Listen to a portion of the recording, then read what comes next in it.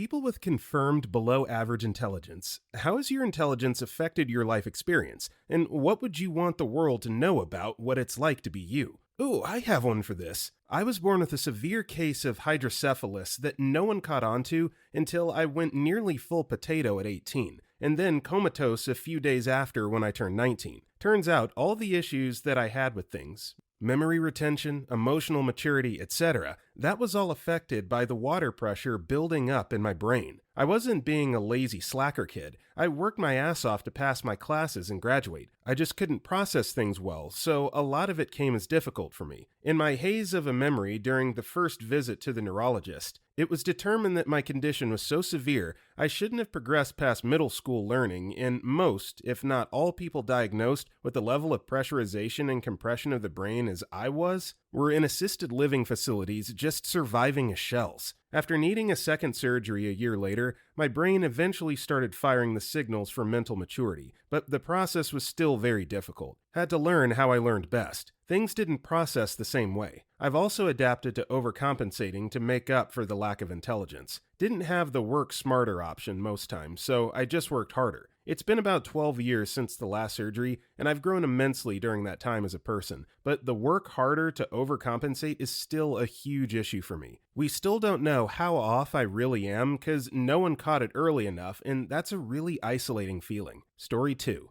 I have a global information processing disorder. If our brains were computers running at 60 frames per second normally, mine runs around 45 on a good day. Not quite enough to really be noticeable, as it might in some people with Down syndrome, for the sake of example, but enough to lower my IQ and cause problems in my everyday life. I'm one of the lucky ones. I can function relatively normally, discounting autism and the occasional epileptic seizure. However, I'm also fully aware of this deficit and how high my IQ could be. Talking slowly or getting annoyed because I've asked you to repeat something, or pushing me out of the way when I don't react fast enough, that's just rubbing it in. I can't change how well I process information. Believe me, I've asked my doctor about it, and other people have tried before me. I'm stuck where I'm at in this regard, and it's hard to try harder when I'm already running at 110% just to keep up with the rest of the world. Story 3. My triplet sister was born with a brain bleed and partial damage to her brain. We were all 3 months premature, and it happened to affect her more than me or my brother. She has a lower IQ and was put in the special education classes in 2nd grade. I would never consider her to be dumb in any way. We have a very close relationship and we communicate very well. She looks completely normal and has really nothing wrong about her besides her lower IQ. We live in a narcissistic household, and she was obviously dubbed as the black sheep and was bullied throughout school as well. When we were younger, I also ganged up on her with the rest of my family because I thought it was normal at 7 years old. We've definitely gotten closer as we've gotten older, and we kind of stick like glue against the rest of our family. We're both very empathetic and kind, and a lot of my other family members are complete bullies, so we seem a tiny out of place. She's doing well now that we've finished high school, and she's gotten a boyfriend recently who seems very kind, and she will hopefully be getting a job soon and moving out by next year. It'll be funny to see her be the first one to move out because everyone always said she would live with my mother forever. I'm proud of her and I love her. So it's a damn shame not hearing about the bullying that she had to deal with at school. That's unfortunately to be expected, but the fact that her own family has kind of turned against her and shamed her for something that she has no control over, that's extremely messed up. Story 4. IQ of 87 here. I saw somebody else has 90 IQ whose story is very similar to mine. Words just don't seem to click in college. My brain gets saturated after about 2 hours or so, and I can't remember any studying past that. There's no chance at studying the last minute, and it's weird to be the smartest in the family despite obvious flaws. I seem to have zero ability to think outside the box. It happens from time to time, and it's extremely satisfying when it does. Lastly, my working memory and comprehension is not very good, which is what an IQ test is based on. This means when I'm literally at work in my retail job, sometimes I completely forget what I was doing or where I put an object a customer was supposed to get. Story 5. I have low IQ, but I was never tested for anything else. My parents are actual geniuses. Both have poor background but managed to succeed. All my siblings are smart also. I had trouble following teachers and other kids in classes. It took way more time and more examples to figure something out. I never had the time to do anything else than study. I don't think I've had friends since kindergarten. I can't talk to people. I have trouble understanding most jokes in reasonable amounts of time. I never understood deeper meaning in any movies, songs, or books, even when somebody explained them to me. The thing that screwed me up the most is the "you can do anything you want if you work hard enough" thing we say to the kids. Because it worked for my parents, they thought it will work for me. And not just them, all motivational speakers, all teachers. I worked 10 times more, literally, than other kids, so I was actually pretty good in high school. I thought that uni is going to be the same. Just by going there and working hard, I will get my degree. What happened was that I couldn't follow courses after the introductory stuff. I somehow passed the first year, but I was kicked out after second year because my exam results were so bad. I developed several sleep disorders, several addictions, and I'm in huge debt as a result of my 2 failed years in uni. I can't even get my driver's license. There are too many things in the road to keep track of. Now I'm jobless, I can't even get a job as a janitor, and I genuinely don't know what I'm going to do. I had a job at a lumber mill for 2 days until I injured a coworker. I had a job at a restaurant, but I was fired from there also because of my character. My dream was never to earn a lot of money or anything similar. My dreams were things that 99% of people experience, like getting a proper job so I wouldn't depend on my parents, getting a degree to make my parents proud and to prove to people that IQ is meaningless,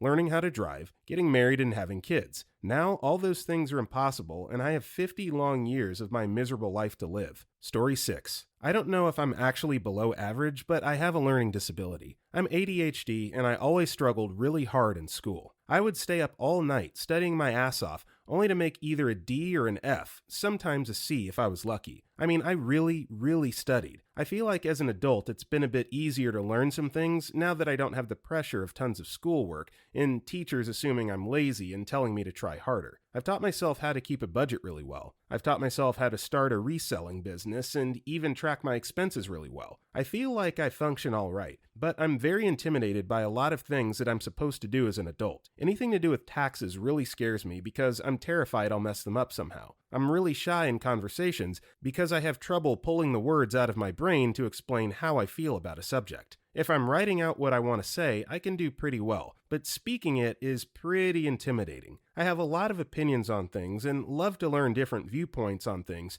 but I'm terrified of someone trying to debate me or have a conversation with me about any of those things because I don't know how to repeat anything I've learned. I just have it stored in my brain and can't put it into words easily. Basically, it's contributed to a lot of my social anxiety, and I have a major inferiority complex. I'm 30 years old, and I feel like such a late bloomer in every possible way. My mom at my age was already married with 2 children and fully established in her life. I'm nowhere near that point. I'm just now learning the basics of being an adult. I feel like all of my 20s was an extension of my teenage years. I feel embarrassed of myself, honestly. So I'll just say, on a more encouraging tone, the world as a whole is so drastically different than, I'm sure, when OP's mother was coming up, where the standard was, by 25, you had to have a full-time job, married kids, yada, yada, yada. And now more and more, you see people on into their 30s, mid to late 30s and 40s, still with no kids, still not married. It's not that they don't want that, but there's no hard, fast rule as far as age and when that has to happen in your life. So just stay positive, stay uplifted, you'll get there. Story 7. I have dyslexia, dyscalculia, and ADHD, but an IQ of 120. It's known as the family curse. Above average IQs, but lots of learning disabilities that make it hard to show. Everyone in my family was bullied growing up for being stupid, including me. It was hard for me to find friends because of it. My brother was beaten up regularly for it. I couldn't read until 4th grade. Then I had a teacher tell me I'd never do anything with my life. That day I started spending all my free time learning how to read, just to give her and the world the middle finger and prove I could do something with my life. After that, while I got good grades, I was still seen as stupid or lazy. I had to work 5 times as hard on everything I did just to keep up. I'm in college now and have accommodations for the first time, which really helps, but also draws more attention to it. I had a friend tell me, college isn't for everyone. I found out later he was making fun of my intelligence with other classmates behind my back. I stopped talking to him. Is it all bad? No. Having to work extra hard for everything in school has seeped into every part of my life. Now that I have accommodations, I feel like I'm unstoppable. At my college, I'm an honor roll student going into geology, president of the STEM club, founder and president of the board games club, part of the student leadership council,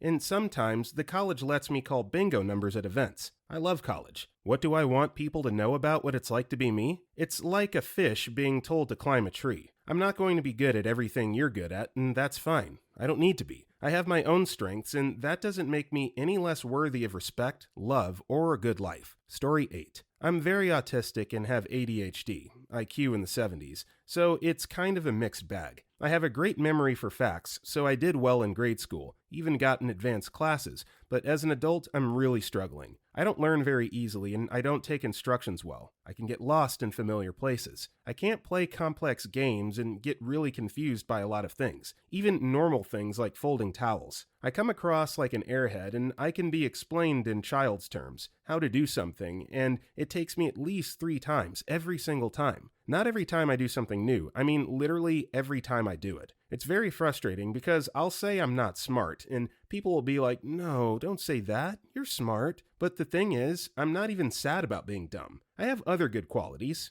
I'm funny, I'm pretty, I'm kind. I'm so sick of people acting like intelligence equals worth when that's not at all the case. I'm okay with being slow. Don't pretend I'm not to make me feel better, because what's going to happen is you're going to expect me to be able to do things as if I'm smarter than I am, and then you'll be frustrated when I don't. Pretty much the hardest part is when people, especially on Reddit, pretend intelligence is the only thing that matters, when, in my opinion, it's maybe among the last things that matter to me personally in a friendship. And also, it's frustrating because if you're a kind person who doesn't fit their drooling idiot image, people write it off as low self-esteem. And then, whenever you act dumb, you're doing it on purpose to prove a point. Story 9. One of my brothers always had a slight mental disability. Maybe you could say below average intelligence. But the things he takes interest in, he often thrives. However, he can struggle to understand things that others would consider almost common sense. He was never diagnosed with anything, or there was never a clear label. I think the worst thing my siblings and I were ever told was that he had some sort of mental disability. Because growing up, we were only 2 years apart. For a long time, we were best friends. Essentially, we were Irish twins. Suddenly, he had something wrong with him, and my siblings treated him slightly different, and so did I. We just assumed that he didn't understand things that we did, etc. Almost similar to how humans treat animals. We're more intelligent, therefore superior. I remember when I was about 13 years old, my brother 15, and we had a massive fight over something silly. In retaliation, I said, "Well, at least I'm not stupid like you." He stormed off and locked himself in the bathroom. Immediately, I felt bad and begged him to open the door so I could apologize. I found him crying, and he said to me, "I know there's something wrong with me, but I just can't understand what it is." At that moment, my heart broke. I realized how awful I was to have ever put him in such a box over some minor difference. Since then, I don't treat him any different to anyone else. My siblings still treat him differently to each of us, which is a shame, but it often makes me think, who really is the one with the mental deficiency? Because so what if you struggle with something? We all struggle with something. At the end of it all, he's still my best friend, and we both have each other's backs through everything, and I don't trust anyone quite the same that I trust him. We as humans put so much weight on intelligence. Although I think it's important to understand everyone's struggle, sometimes the worst thing we can do is attach a label or a description which can completely diminish their intrinsic value as a person. So I'm writing this for him, to say just treat everyone with respect and consideration, and suddenly things like low IQ or mental disability become obsolete. Story 10. I have some developmental problems, like ADHD. After years of not doing well in school and wanting to drop out, getting hives from stress, and actually developing heart palpitations from all the stress I was under, I've come to realize that I hate the education system's way of gauging intelligence. I suck at math, hard. Other people excel at it, but other people won't be as good as me at identifying animal species and knowing facts about them. Other people won't be as good as me at drawing, which takes a plethora of knowledge like anatomy and perspective. My autistic cousin can't understand social cues and never went to school because of it, but can build a vacuum cleaner and runs a business at 17. My older sister, who also has ADHD, is currently doing a PhD at only 24, but she has a hard time doing addition and telling time. I really do hate the fact that everyone's existence for the majority of their life is summed up in numbers determined by people who don't even know them. I know this isn't exactly what OP asked, but our education system and the IQ test is just so biased. I get heated about it, lol. I kind of hate the idea that there can even be an average intelligence. Like, what about the impoverished people who never had the chance for a school education? or the people who live in tribes isolated from society. Basically, they won't know about tube worms, mathematical equations, or linguistics, but they sure as hell will know a lot more about the environment that they live in than I could ever hope to. Story 11. I have a degenerative neurological disease, and I'm freaked out about my mental decline. I tested nuclear reactors for a living and have an incredibly analytic, for example, it took me 5 minutes to remember that word, mind, and I've noticed that I become a little slower at processing things, that my non-existent artistic side has started twitching. I still can't bring my artistic ideas to become physical art, but my thought process has shifted drastically. And I do have to smoke a lot of cannabis, so that probably contributes too. My wife and kids understand the changes because they see me daily, but my parents just get frustrated at me, so even though they live 5 minutes down the road, I haven't actually seen them for almost a year now. They tell everyone it's because I'm ungrateful, but I'm not exactly sure why they think that. They would argue in front of me about who will fasten my seatbelt and crap, so I'm better off. They like to ignore what I ask for and just give me what they feel I need, with disregard to anything I actually tell them. To be fair, I was never going to be a vice president of a Fortune 500 company like my brother, and I had a kid early, so I went to college in my late 20s, finishing in 4 years with honors while working full-time. So, for whatever reason, they love saying crap like, "Don't you wish you did college like your brother?" And I'm like, dude, I have 3 degrees and was in charge of nuclear reactors. Story 12. Passed an IQ test a while ago in a general testing for ADHD. The results were so extremely heterogeneous that my general IQ is irrelevant, but in one test, data processing speed, I fell below average, especially for people with my educational cursus with a score of 83. I can tell that I was not surprised. All of my life, it took me a very long time to make complex operations. I tend to get lost, have to start again, verify everything 100 times, etc. Basically, I'm always the one pulling my hairs and getting angry at a simple logical problem just because different informations need to be held to use later, and I'm totally incapable of that. Happily, the medication already starts to help a lot. Story 13. Some really inspiring people on this forum willing to speak out. Thank you. Some interesting things I've learned over the years about IQ and perceived intelligence. My wife tested multiple times and always below 100 for IQ. She can't find her way out of a paper bag. So bad is her directional skills and awareness that she can't often retrace her steps to the starting point. Thank goodness for mobile phones. She has many of these weird and wonderful traits. However, she has a PhD in cardiology and a master's in public health, runs her own business and consults with government, and gets invited to international conferences as a guest speaker. She's terrible at coming up with common phrases on the spot, /jokes and observations. But given prep time to plan out, she can lead World Health Expert conferences with her talks and speeches. She's meticulous and works extremely hard within her skillet. She does also have amazing memory of most things in her past to extremely vivid details, not didactic, but can't remember something from 5 minutes ago. She'll recheck turning off the stove 5 times. She can imagine programming code in her head, but can't operate a DVD. She's the smartest person in the right circumstances, but the dumbest in others. Me, on the other hand, always seems to do well at IQ tests. Can't remember random facts from years ago that I read and regurgitated at random when topic/situation comes up, and so great for trivia quizzes. I have an instinct with directions, and generally go by instinct. I'm in IT and can't code to save my life. I steal/adapt code if I have to in uni to get by. However, I troubleshoot and manage enterprise networks for a living, and am damn good at it. I can read people easily and provide and analyze to someone, but incapable of using that to my advantage. I can sit back and see it, but directly with people, doesn't link up to it. I forget to pay bills, keep lists in my head when specifying things, like groceries, so need aids like smartphones. Also terrible with visualizations in my head that don't exist, aka imagining a room with a specific window, door, or decor. Nah, sorry honey. Also terrible at remembering numbers. I have many more things I'm bad at that can't remember, lol. Yes, I'm the guy who says the smart aleck quips and makes the joking observation that kills the room at random. I'm the dumbest person in some circumstances and the smartest in others. Point is, most people should not get too caught up in the IQ test spectrum. It's a guide using a specific protocol that may or may not suit your brain. Important thing is to find out what you're good at and nurture/explore it. My wife found hers at a young age and has never stopped,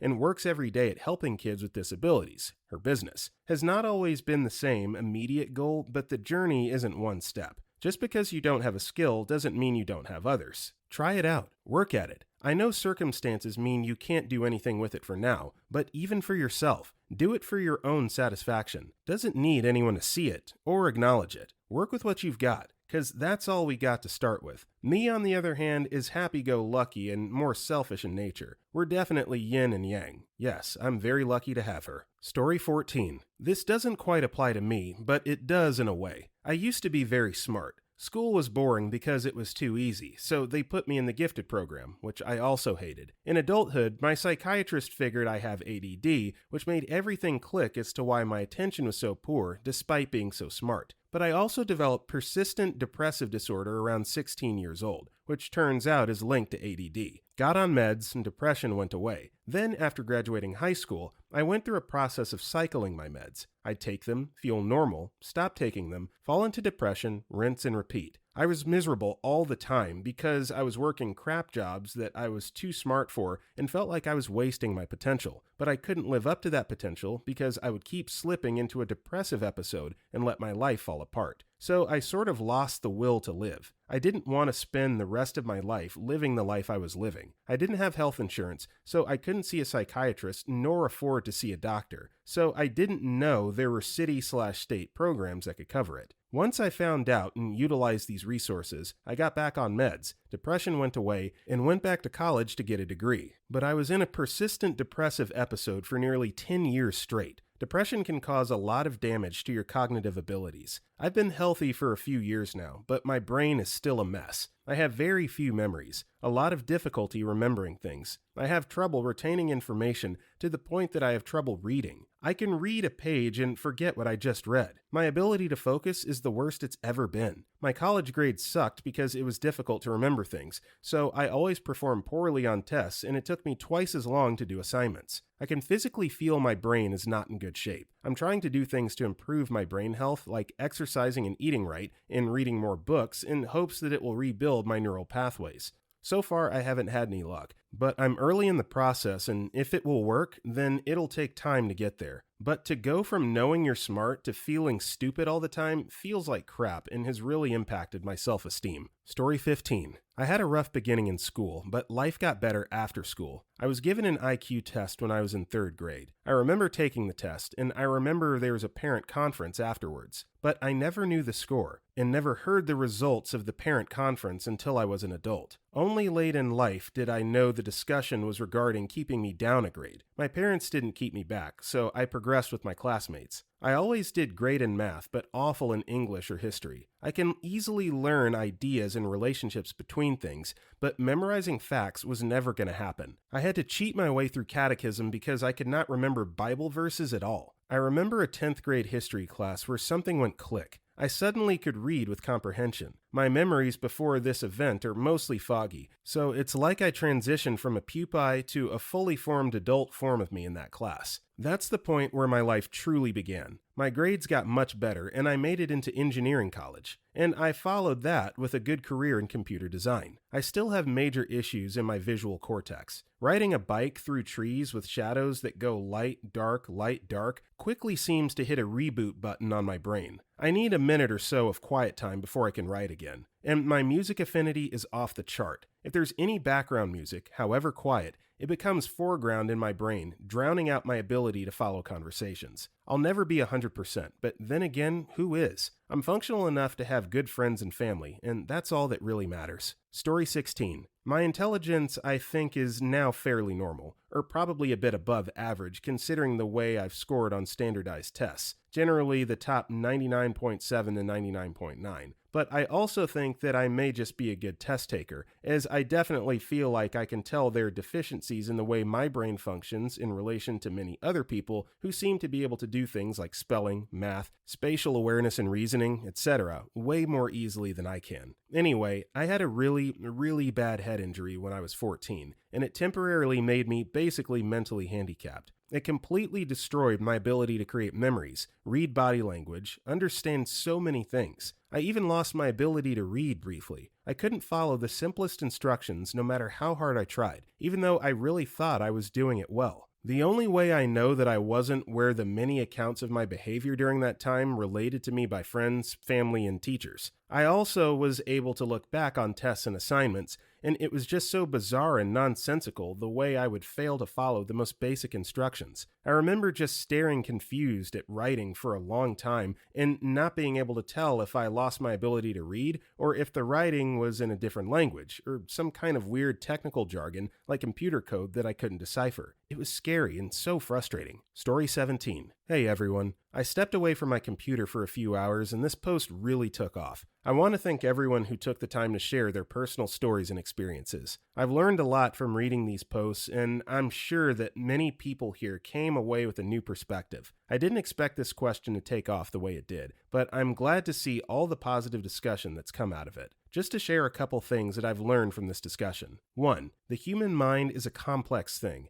and I now believe that defining intelligence as a single trait is almost impossible. In this thread, I've read so many responses that are articulate, insightful, thoughtful, and wise from people who have been told, and who believe, that they are in some way intellectually deficient. Reading through these responses makes me think that the human intellectual existence is sort of like being a cook. Some people have the privilege of working in a fancy kitchen with all the gadgets and a 12-burner stove, while other people have a kitchenette in a studio apartment. But what really matters is what you're able to make with what you've got. I'm convinced that each of us has bits of brilliance in us, regardless of the kitchen we're working with. 2. Contrary to the predictions of the naysayers, lots of people share deeply personal experiences here. I appreciate your willingness to share. I hope you all got as much from this discussion as I have. Story 18. I've always had trouble at school. Learning and keeping up with my peers was an absolute challenge. The fact that my older brother was an overachieving local child celebrity that excelled at everything he laid his hands on never helped either. Every year of school, my grades plummeted even lower, and my teachers, peers, and neighboring folk all simply believed that I was the other child among the two. I've always had a flair for art, and that's the only mode by which anyone ever got a glimpse of my mind. I would barely stitch together a sentence or make eye contact. Most of these traits were just ignored, and I went on to believe that this was me. As I got older and completed my high schooling, however, I began to read quite a bit, mostly self-help books. Classics and a ton of humor. Must have been the reading habits that helped me find the words associated with the things I was feeling, or simply puberty and the resultant vigor that kicked up my ego just enough so I could work on myself. Somewhere through all this, I learned enough about mental health and self-improvement and became a certified interpersonal communications trainer. I make art about mental health, and that's how I make a living. One day in conversation with my mother about the direction I'm taking my life in, she tells me that she never wanted me to know when I was younger, nor did we have the money for therapy and treatment, because by the time I was 6,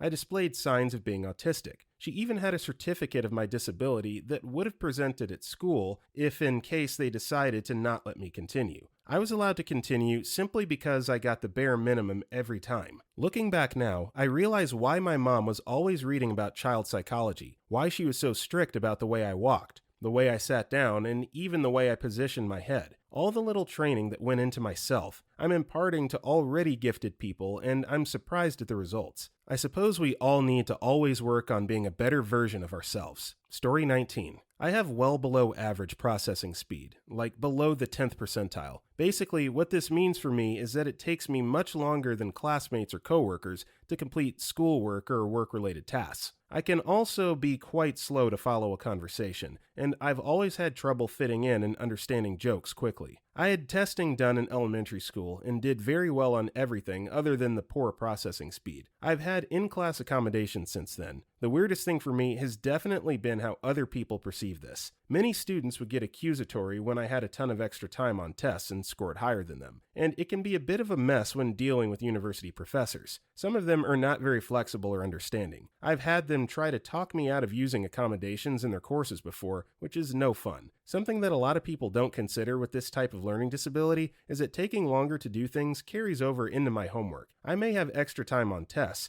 but when it comes to assignments, I'm on my own. I could work on a lab report for twice as long as my roommate, and we'd accomplish the same amount of work. Sometimes I just run out of time to finish things, no matter how hard I work, which is very hard. It certainly gets frustrating, but I know there's not much I can do other than continuing to work hard. So this is the right attitude to have, I think. Anytime there's something that's out of your control, you just focus on doing the best that you can. I know that that's a pretty flat, lame answer, but instead of giving up, you just understand understand, look, this is the way that I am. I can't control it, but I'm still going to do my best. So I like the attitude and the approach here. Story 20. I'm autistic, and I think that's a big reason why I take issue with the traditional concept of intelligence. I'm very book smart, and I could talk your ear off about my special interests given the chance. By the way, if anyone ever wants to talk Ralph Bakshi, Dragon Age, or language acquisition in children, especially the Genie case, I've got more information than you could shake a stick at stored up in my brain. It's very easy for me to understand things like English and science and math, and I've always done really well in school. I'm graduating college a year early, and I'm considering starting grad school as soon as I'm out, maybe working in PR or a creative writing field.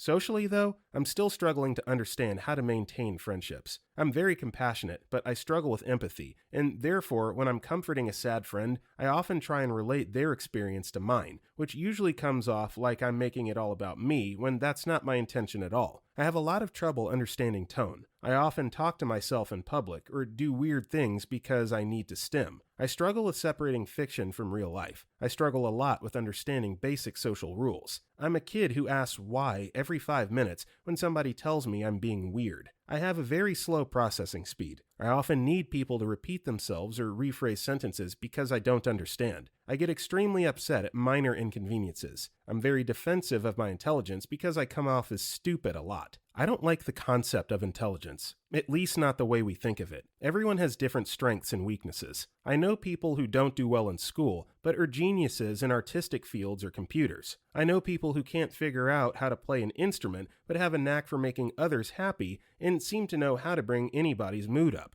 no matter the situation. I know people who struggle heavily with emotions and friendships, but can solve complex math problems in their head. We're all intelligent, just in different ways. Only a few things can be measured on an IQ test. Having a slower processing speed or difficulty understanding certain concepts, or less than stellar grades, doesn't make you stupid any more than having good grades or a fast processing speed makes you smart. Story 21. I only kinda match the prompt. I have a significantly below average working memory subscore when I took the WISE VIQ test. The test has 4 different subsections. Working memory is one. I believe my score was about 72, maybe 74. Working memory is all about being able to hold information in your mind and manipulate it. It's the short-term memory. I don't have particularly difficult problems with long-term memory. My other 3 subscores are all above average, and I'm generally considered smart. My psychiatrist said that he believes I have one of the biggest discrepancies between subscores that he's personally seen, but it means I'm significantly impaired in ways that most people would never believe, given my general intelligence. I literally cannot add 2-digit numbers in my head without having absolutely no distractions. Note, I have no problems if I can just write it down on paper. I cannot memorize basically anything. Like, I still don't have my multiplication tables memorized, despite having most of an advanced degree in engineering, and it takes me significant effort to memorize a new address when I move, and I constantly forget what people are talking to me about. Names are just, you say it, I try to concentrate on it,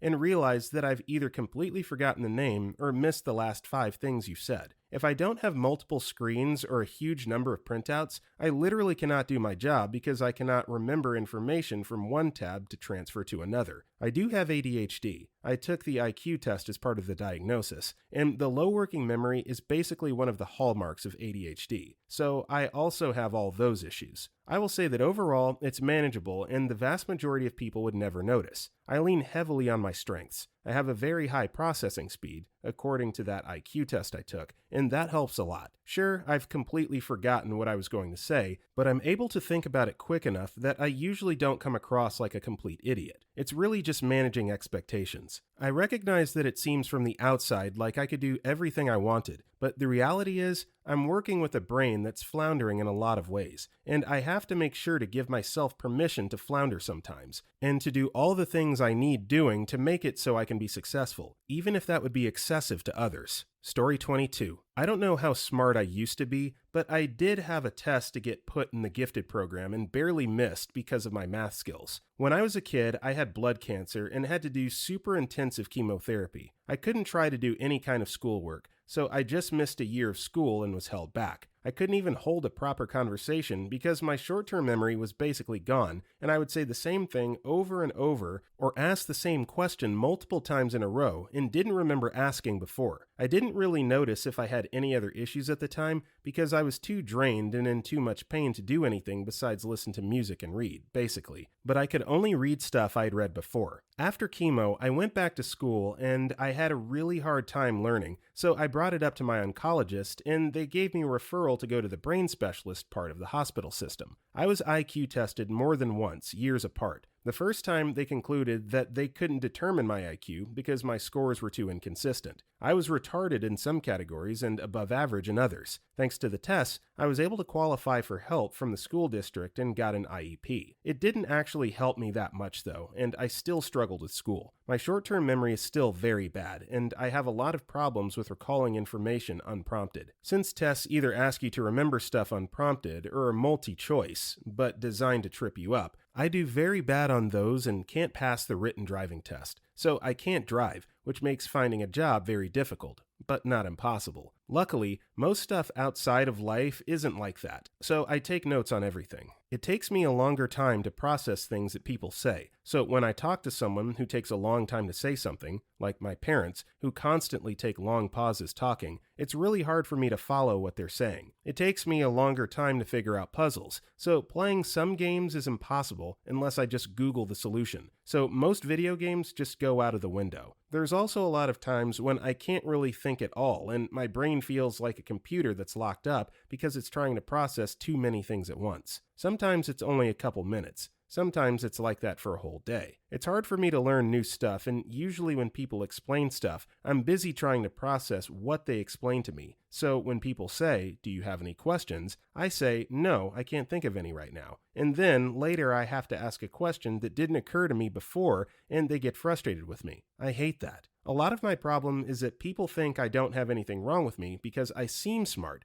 since I can articulate myself well. But that's because I was a voracious reader most of my life. I learned a lot of vocabulary and language before my brain broke. So they get frustrated with me because they think I'm smarter than I am, and they don't know why I have problems. Also, with my family, I used to be the smart kid, so my parents and siblings seem to think that I still am smart and get mad at me a lot because I don't remember or don't understand something, and that makes me upset too. Story 23. I had brain surgery when I was 14 to remove a tumor. All is well so far, approximately 25 years later. I'm quite accomplished academically and professionally. However, the missing piece of my brain issue pops up every now and then, and dramatically based on people's reactions, primarily in social situations. Not sure what causes the F-up, but they have to be explained to me afterwards. As described to me by others, these are moments that are totally out of character but seem completely normal to me. For example, I was at an awards event for my work, approximately 300 people. I was convinced they called my name for the award, so I went up to accept,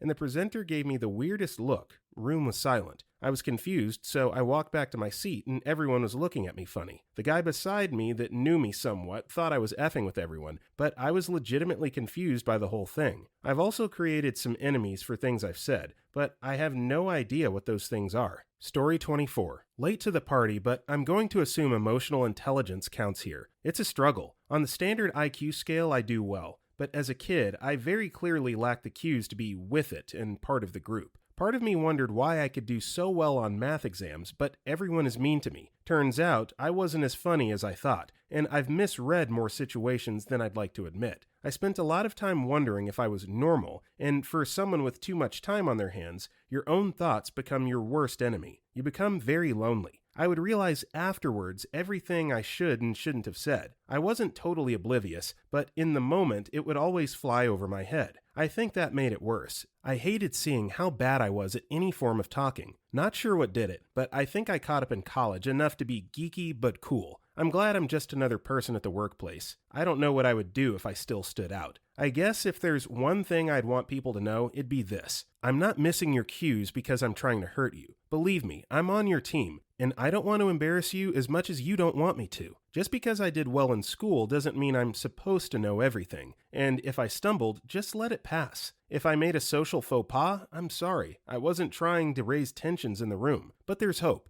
Somehow I'm happy now, and I hope every one of you are, or become too. There's enough variety in this world not to be stuck on all the crap. Story 25. 1. It's hell, especially if you're smart enough to understand that you have a disability. 2. You gotta be ruthless and I dare say borderline maniacal to get ahead in life because people are constantly competing with you and will try to attack you when they see your weakness. 3. A lot of frustration and sadness at times that stems far deeper than from external sources. Living with low intelligence is living with a deep inferiority complex, with a yearning to be born luckier. I don't know how to describe it. It's really beyond words. 4. Imagine trying at something over and over and over again to only continuously fail where others have put in far less work, while oftentimes because it takes longer to do things, it's disheartening. I've been a pretty hard worker at times. I've gone periods where I will have studied for tests for over 2 days straight, only to get a grade I didn't want. 5. Building off of 4, if God came to my doorstep one night and offered me a normal life,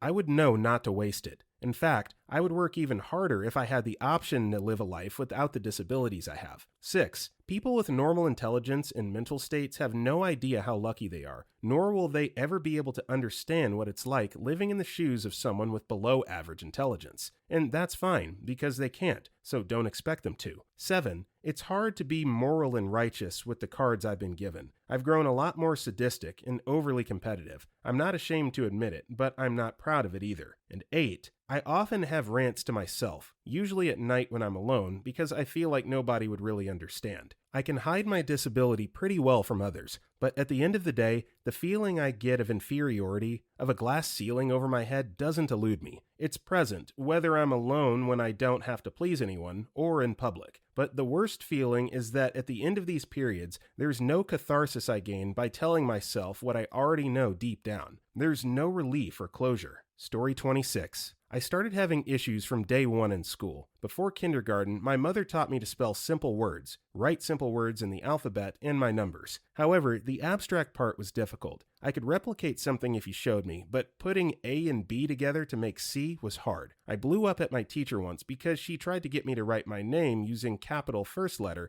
then all lowercase. It was not the way my mom showed me. It was not my name. I blew a gasket. That poor teacher. I'll always love you, Mrs. Romero. It took me longer to synthesize abstract concepts to get a result. Turns out I had ADHD my entire life. I was the weirdo that sat in the library during lunch reading encyclopedias like they were novels. Reading helped a lot because I was exposed to different concepts over and over, and I started to notice patterns and could predict what would happen like a normal person. This helped in many other areas. I was still socially inept. I don't know what attracted my wife to me, but I certainly married up, and she's still married to a weirdo. In first grade, they basically thought I was retarded and slow. It does run in my family, likely to do it looking more like a bush than a tree. I was struggling like a MF with math and reading. All the kids hated me because I was weird. I had many tear-filled meltdowns because I just could keep my brain on track. Luckily, the testing revealed the opposite. They called me gifted. My reading was sucking so bad because it was way below my level. I ended up in special classes, and my first grade teacher made me lots of alternate assignments that stimulated my brain. I still had issues into 6th grade, bullying, inability to concentrate, etc. In 6th grade, I was recognized again as gifted and put in special classes. I was also given a deal. If I did the first 10% of an assignment and got 100%, I could read my adult horror novels all I wanted. Deal. Junior high sucked. Changing classes every hour really played hell on my concentration. High school was worse. I ended the bullying cycle in 8th grade by beating the ever-loving hell out of my bully. Now I was the dangerous weirdo, but no one bullied me in high school. They just emotionally tortured me. My entire life has been affected.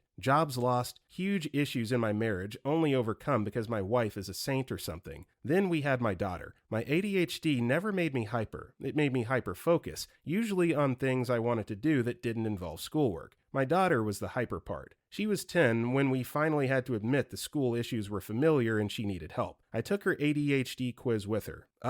I was so against meds for my kid. They only made my sister worse. Noticing I shared many if not more of my daughter's symptoms, I took the test too. Her psych became my psych and I got on the meds first. The difference was staggering. I equate it to putting on my first set of glasses at 18 after only seeing blurs past 25 feet my entire life. My brain had been given glasses and operated almost normally for the first time in 39 years. This explains so much about me. It explained why I could down 4 monsters when I was in the army, and it stopped my insomnia. I also used monsters to work effectively at my very complicated and cerebral military job. I ended up with kidney stones at 35. Things are better now. Some things I'm very good at, scary good. Other things I still struggle with. I failed college algebra, basically junior high level, twice, and it pushed back my degree program. That was before meds. After meds, I freaking aced the same class with the same teacher. I told him at the last class that I had ADHD and finally sought meds. He was astounded at the improvement. My work as an instructor reached the next level. I wasn't just training students anymore, I was now training new instructors as well. I was the guy my boss brought VIPs to visit if he wanted to impress them. Sadly, my psych retired and I'm running on minimal meds. My work suffered and not many people believe ADHD is a real disability. I was fired this April. My daughter was having major issues in school with impulse control. She was suspended 14 times for making animal noises. One day, a boy stole her friend's pencil. My kid shares my loyalty. She went ape crap and chokeslammed him in the cafeteria. She might weigh 70 pounds and stand 4 feet tall. The boy was bigger than her by a third. They suspended her for 1 day. When she got back, she made cat noises. They suspended her for 3 months. We're seriously considering homeschool and customizing the curriculum to her interests. The girl has hand-raised baby mice from infancy to release multiple times. She's searched the entire neighborhood once to find a foster family for a baby bird that fell out of its nest. She found one,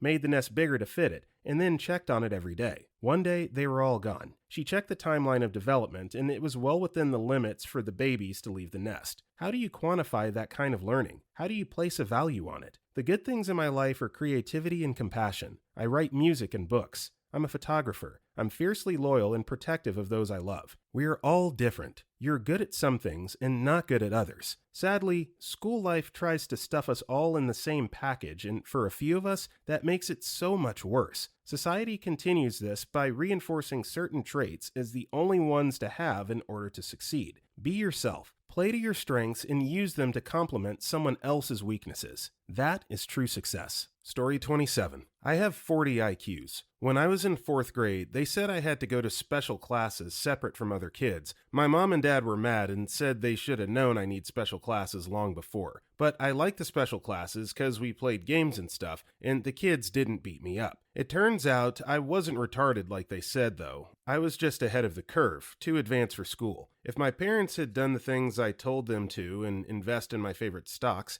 and understand computers was the future, they would be rich today, but they said I was just a stupid kid that thinks I know everything. Mom and Dad said I would be lucky if I can make $30,000 a year when I grow up. But here I am, and I make more than $30,000 a year and don't even have to work. The government sends me free checks every month. Nowadays, I use my extra talents to go to protests and hold up signs to inform people about politics. I joined the I think kids should not have to pay for college protest for free kids college. I also joined the girls should get paid as the same as boys protest because I think girls should get paid the same as boys is a right, and I think going to doctors is a right, so that should be free. Sometimes I protest for the rights of cats and dogs' rights because people do cruel things to dogs. I have fulfill life. I'm a rapper, a psychic, video game player, and baseball player. I used to like basketball, but I hurt my knee. Story 28.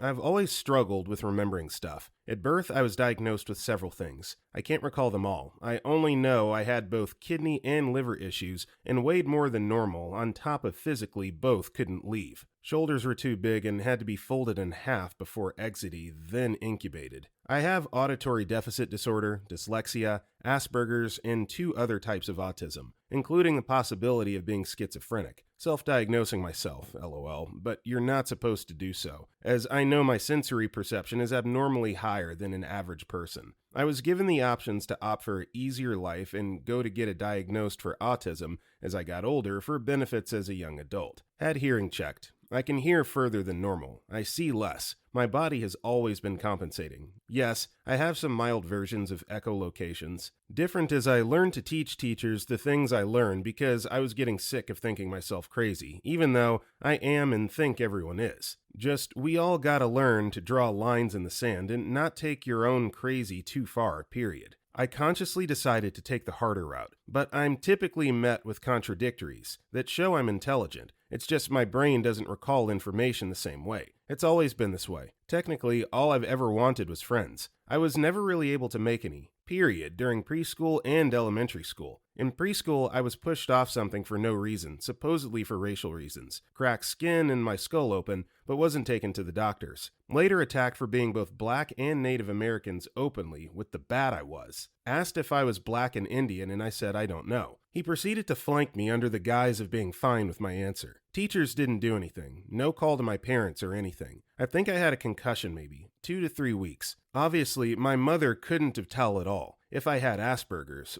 but never once dawned on me till I was out of school finally to tell her. I have a bad habit of holding on to the past traumas. Entire childhood, I was quite literally having real issues but matured faster than other children. Example, I never really worked out as a kid. Still kind of don't. Less it's for health. In middle school, we were finally forced to do push-ups and I blew up next day like a balloon. Kids started rumors, saying I was on drugs and steroids, etc. No one actually took any time to get to know except 3 people. I am still as an adult, can muscle seemingly faster than normal. Combined with meditating, I heal faster than average. I rarely do though, because I personally think too much adrenaline is bad for your brain, especially for someone who wants to proactively recall information without medication and help. 2 of them just wanted to be around because they wanted to be considered the strong kids. Only one turned out to be a true friend. We've been friends since. I'm 36 now. I have only wanted to make friends my life actually. But being treated like I was stupid and not being able to recall information properly for so long traumatized me. I've never had a romantic relationship. As I got older, say around 19, I assumed she liked me or was in love with me, but cheated on within a year, even though she was asking me to move in with her. Since then, I have learned I'm not stupid, I just learned differently. Me, also being abnormally patient, hasn't helped me. It also has made people treat me or outwardly call me stupid or retarded, when I know I'm not at all. I've done tests, but typically it's just random. Most days, I swear I'm a potato, as they say. Other days, I'm abnormally intelligent and know so, because I've seen people get intimidated by it when they should not. As I know some stuff just due to being overly sensitive. I can tell when something fast is coming at me from a distance without hearing or sound. I know why, only because after doing so bad in school, I had to take the time to get to know me, myself, was forced to drop out. I learned I have aurasight and can teach others, and have taught over 7 people, both family and coworkers, when I was a dental assistant. Learn I offhandedly had been meditating unintentionally to preserve neurons since 4 years old, and while I do have difficulty still recalling information. I know my IQ stays at around 90 to 108. Shoots between 110 to 140 at random. Can go higher, but is random usually. I've had MRIs and other stuff done. No one has ever been able to find anything as to why. I lost my job 4 years ago. I'm assuming it's because of either because I admitted to being autistic or because I dared ask for a raise after working for them 5 years for $9.50. While I demanded a raise due to being forced to do 5 people's jobs, and one of them admitting to, quote, working you to death like a Mexican. Not my words, theirs by a doctor. People typically read me wrong. I didn't start working till 27. Too many people act like I should have this or that or kids. Only time when I knew I could function properly enough to work at all properly was 27. I tried dating. I've since noped out of that scene. Way too many people looking for drama. However unfortunate that is, and or to using each other mainly, and don't want anyone saying anything, but I am both trash and stupid for noticing. I want love, the real kind, not the kind you have to pay for and give someone crap for. LOL. For the last 6 years, even during while I was working, I've devoted my time to trying to make YouTube video game content. I quite literally record and show what my progression has been like over the years. I only recently got a mic though, and I know, I'm good as I have had random people message me assuming I'm cheating even though they're better than I am, LOL. I forgot to say while I was working, I took tests. Was how well I was good at reading in advance of investing, and it showed I could read probability at 62% to 96% rating, but it's random, LOL. Adding with me, overcompensating, I've had to learn a lot of information that apparently is just weird, LOL. You can look at my previous post to see what I mean. 6 months ago, I was learning 32 languages at once. I have since stopped completely. I am all or nothing, LOL. I had to teach myself to do one thing at a time. I'm lazy, but if there's one thing I want people to know is please, stop reading books by a cover. Don't assume any information when you just met someone. For me, it's getting work entirely harder than normal. I've since decided to go full YouTuber and streamer on Twitch. But there's both. physiological and psychological reasons. As I have seen as indicated that based on what I'm statistically seeing, on average, congruently from each individual, I come across is that everyone quantum mechanically missing 95% information around themselves. This means we unintentionally mistreated and misunderstood each other, whether or not you have any disabilities. That's really bad. It's why we make so many mistakes, but at the same time, even if you're normal. Think of all we've accomplished with only being 5% correct as an entire race. Please be willing to give each other more of a chance, especially me. Everything doesn't have to be about survival of the fittest or comparing chickens, lol. It's why I made my channel on YouTube. I want to show that not only that, not all black people are what the world tries to depict them and make them out to be, but that I genuinely care about others even while I'm an introvert and want to make friends. My entire existence. It's why I've started my channel at 50% as a giveaway channel, quite literally a way to show that I'm trustworthy. I just hope one day people can trust me finally and give me the opportunity to show that I'm trustworthy and that I genuinely will do what I say I plan to do. Eventually that percentage will raise all depending on amount I make also and how stable my living is. LOL, lifting. Tried typing lifting 3 times. Before living? LOL, what? If you read all this, thank you. It means a lot, and hopefully I find people who consciously decide to help me thrive. As an eventual entrepreneur and as a creator of content in my own right,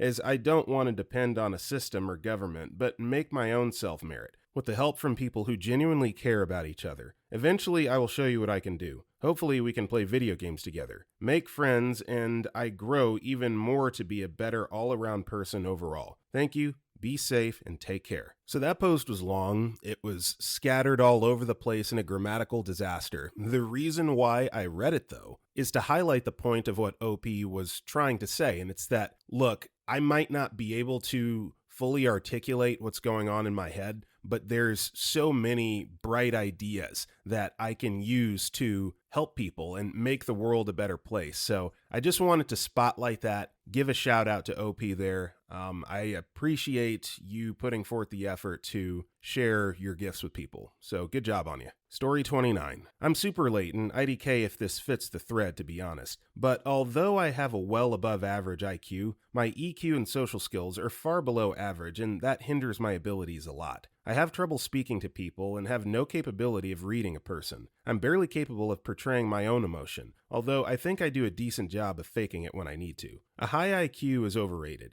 Teachers will put you in gifted programs where you can work at your own pace, which simultaneously isolates you from your classmates. I never learned how to converse well, or how to articulate my thoughts when speaking. This causes me to sound very dumb and uneducated when I stutter, forget simple words, or scatter my thoughts. Most of the time, I'm so worried and self-conscious about how bad my social skills are that I just remain silent. I do very badly in language-based classes involving speaking or writing, but was always very ahead in math and science. A low EQ, or emotional quotient, means that I cannot win people over easily and cannot fully comprehend their emotions or thoughts. This really destroys my relationships. I don't even have the skills necessary to make conversation with my own mother. It's always uncomfortable and awkward, so my relationships are all very distant. I constantly worry I'll say something inappropriate because my humor is much different than your average person. This also means that I regularly miss or don't even recognize jokes that people direct towards me. It's very hard to build relationships when you're basically a brick. I know I need to work on my social skills, but anxiety keeps me from trying as much as I should. I had to choose a career field, pharmacy, in which I could get my doctorate and sit in an office all day.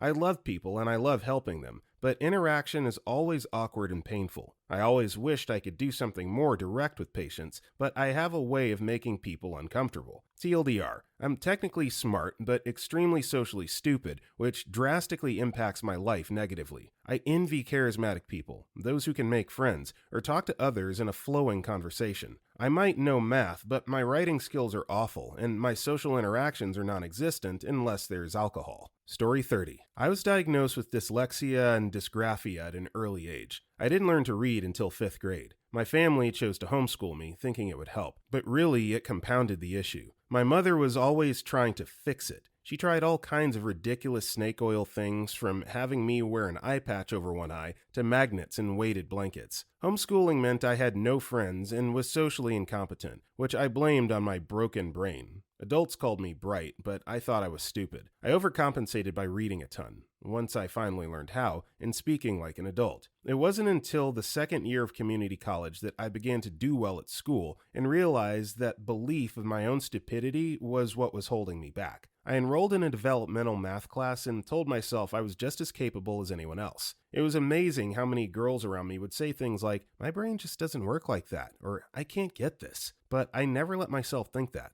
I made an A. To this day, I'm still scared of my brain. I got an MRI last year, and I kept expecting the doctor to call and say something like, "Wow, turns out you're missing a chunk. How have you made it so far in life?" Thankfully, my results were unremarkable. I still spell at a second grade level and agonize over every work email I send, but these days, I try to think of things as quirks rather than disabilities. Currently, I'm working 60 hours a week, taking a full class load, and have had a 4.0 for the last 5 semesters. I will graduate with my bachelor in May of 2021. Story 31. So, my whole life, I've always had trouble learning. I have a learning disability, which means for me, I have a really hard time understanding what I read, and spelling is almost impossible for me. So while I was in school, I was placed in special class. Basically, the school gives you an aid, reads your test to you out loud, holds your hand through projects. I remember my sophomore year, my school tells me I'm going to have to go to a trade school so I can graduate with my class. I tell them I don't want to go, and they tell me if you don't go, then we'll have to hold you back because you won't have enough credits. So of course I go, because I didn't want people to make fun of me. At the time, I was really self-conscious when people make fun of me when it came to my learning disabilities. So my junior and senior year, I went to the trade school. I took up culinary arts. I liked it, but didn't want a job in the field because of how toxic it is. After high school, I wasn't sure what to do because I felt like I couldn't get a job because I was just pushed through school. Well, then I met my girlfriend, who's my wife now, who told me that I can do whatever I want as long as I work for it. So I told her I always wanted to be a police officer, and I told her I can't do it because I'm terrible at taking tests solo because I've always had people read tests to me. So I took my first civil service exam and completely bombed it. And I took it again, and again, and again. Then on the 4th try, I got a 75, which is passing. Afterwards, I went through the hiring process and got picked up by my local sheriff office. I've completed academy and FTO and have been on my own since March. Basically, life is pretty hard having a learning disability, but you just gotta keep working towards your goals and don't use a learning disability as an excuse. I know the spelling and grammar is probably really bad. Just bear with me, please. LOL. Story 32. It's weird for me. I've been to 2 different therapy companies. One said I had emotional disturbance, form of Asperger's, and then I went to another one to have an IQ test done for the 3rd time, and they say I don't have Asperger's, but an IQ of 79. He said it was average, but is it? I honestly don't know. I'm not the greatest at socializing. I laugh at things that shouldn't be laughed at. I'm sometimes emotionless in situations of others, and can offend others without knowing. Though sometimes I do let people know I have very little filter and to let me know what not to say. I don't understand a lot of things unless you physically show me or explain it in an easier manner. I'm also smart in some spots, but not really smart when it comes to educational criteria. Something like that, I'll understand it, but I won't understand it unless you know what I mean. It's weird, but mainly some things I'm smart at, and some I'm not. I hate being around people, except friends, and I'm guessing this is a habit of Asperger's, IDK, but I've been doing it for ever, but I bite my nails constantly. Not because I'm nervous, I just absent-mindedly bite my nails. I also have ADHD, so I'm constantly moving around and fidgeting with a pencil to help me stay still, and I get distracted real easily. That's my thing. I'm told I have emotional disturbance, and then I'm told you don't have autism, you just have an IQ of 79. As for how this all affected me, it really doesn't make any sense. I admit I'm possibly in the spectrum, but I could just be weird with 79 IQ.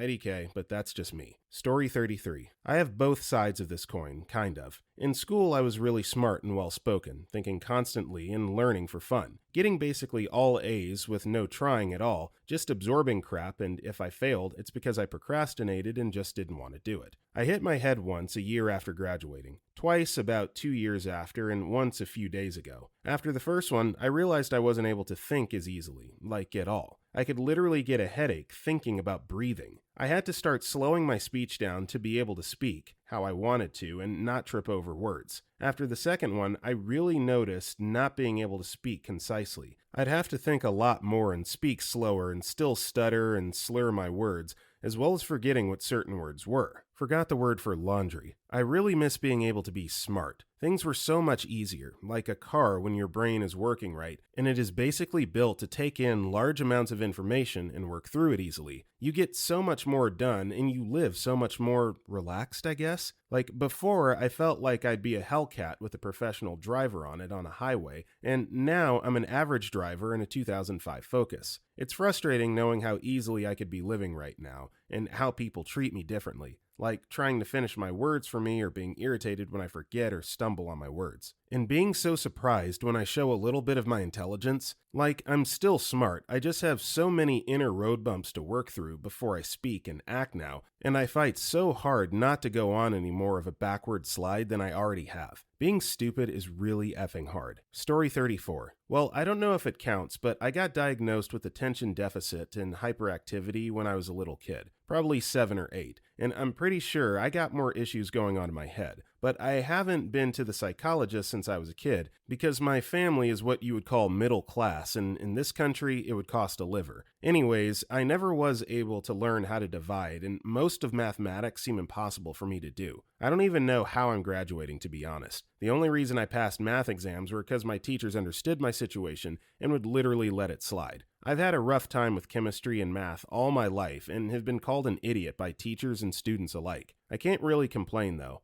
I got good friends and good parents-ish. Love to all of you Redditors. Story 35. I worked hard as a kid and even now as an adult. I grew up in a small town that lacked many elements in its school system, like a real counselor. Anyways, I get to college and I have a professor call me in to speak to me. She was horrified at my work, showed it to me, and then asked if I had any learning or other disabilities that needed accommodation. I have 0 words. She sends me off to get some help, and I end up taking tests most of the day in a little room with a nice lady and some children's toys in the corner. I get my paperwork, report, and diagnosis. Turns out I have inattentive ADHD, severe math dyslexia, and then, to top it all off, I find out I got around a 72 for an IQ. Slowly, everything starts to make sense, and when I begin telling my close friends and family, things just made sense. My best friend always thought I was lazy and just wanted to copy her math homework. Turns out I wasn't. I will say, having a slightly below average IQ hasn't bothered me too much. I always knew I wouldn't be a doctor, lawyer, or a scientist. That being said, I do find it difficult to process information quickly and accurately. When given phone numbers, I have to ask several times if the person doesn't pause between every few numbers. I can't retain a lot of information very well, especially with numbers like license plates. Hell, I didn't even have my own SS number memorized until I was in my mid-20s, and I used it a lot for paperwork on college and jobs. I guess I find it frustrating the most when my siblings talk about something I can't comprehend right off the bat. It's awkward. I'm just a potato at the table. I usually have to have time and baby steps to do so. Many little tips, tricks, and cutting corners has helped me get around surprisingly well in life. I remember my mom and I staying up until midnight once a week for my spelling tests, simply because I had such a hard time grasping the knowledge in elementary school. I'm good at a lot of artsy stuff, hence my degree in theater, but there isn't a demand for such, and alas, I've ended up as a clerk for customer service, which I don't mind, but secretary positions aren't that plentiful where I live. I have my teaching certificate for theater. I'm in the process of trying to get my certification for elementary. I took the test recently, 5-hour-long test. Passed everything but math. Big surprise, huh? Story 36. Only a section of my intelligence is affected, but I'd like to share. I lived over half my life, 32, not knowing a part of my memory was busted. It's hard for me to describe it correctly and precisely, so I'll do my best. I can't retain facts and precise information well. My short-term memory is also very hit or miss, and it's easy for me to completely forget about trivial things which would be easy for most to remember. Tomorrow, there's high chances I will have forgotten about writing this reply unless I get answers. Then I'd forget a bit later. Early years in school were mostly passing grades in every class but art and phys ed. The system wanted me to memorize everything and I just couldn't. Drama classes later on proved to be hell. Why was it that I would spend a week trying to learn 5 simple lines and would still forget them? It felt even worse when the teacher yelled at me for not having studied. I couldn't sing along with my friends or in car rides. Couldn't quote anything correctly, therefore getting a lot of weird looks from my peers when I tried. I've learned over the years how to make a mental image of most things I need to remember. picturing words and things related instead of outright having them available. I unknowingly started focusing on remembering concepts in my late teens, which made the end of high school much easier. Still couldn't remember those lines when we had a play, so I worked on the technical aspects like lighting and decor. I'm still known for my crap memory amongst those close to me, so that's what others perceive when they get to know me, but I try to see the silver lining. I can rewatch movies and reread books a second time for almost the first time. I forgot about most of the cringe events of my life. I know they happened, but I just don't know what they were exactly. A side effect of this memory defect seems to have made my conceptual, imaginative, and auditory memory and abilities much better than average, so there's that. I've never been officially diagnosed with anything related, as I've never asked for help. Don't do this if you recognize yourself in this and are struggling. It was very detrimental to me for far longer than it should have been, so I can't tell the exact cause of my problem. Story 37. I have below average innate sensibility for social interaction. Things that are difficult for some people to comprehend come easily to me, but it's very difficult for me to get them back out again in a cogent, non-knowledge cursed manner without extreme effort. It's really hard for me to communicate effectively without some kind of inspiration, unless it's with a person I'm already comfortable talking to, or an audience for some reason. It makes finding friends hard, but I forge deep bonds when I do. I can't help but bare my soul unless I shut down completely, and it's really hard, but putting myself out there and keeping my heart open is worth it. Love other people, but never ever forget to love yourself too. I did for a long time, and I'm still recovering from that. Life is hard, and you might feel like society looks at you funny sometimes if you're different, but a unique view on that life has made finding fellow lovable weirdos easier, at least for me. I still have panic attacks and other PTSD symptoms from crippling societal pressures and complexities of everyday life, but I'm slowly learning to human as I also learn to geophysics. TLDR, not being fast doesn't mean worse. Sometimes taking the long road gets you to the place you're going more fulfilled than if you just skip down it. Some people take a while to hit a stride, but everybody has something they're good at and love doing. Give yourself a hug regularly. Peace out.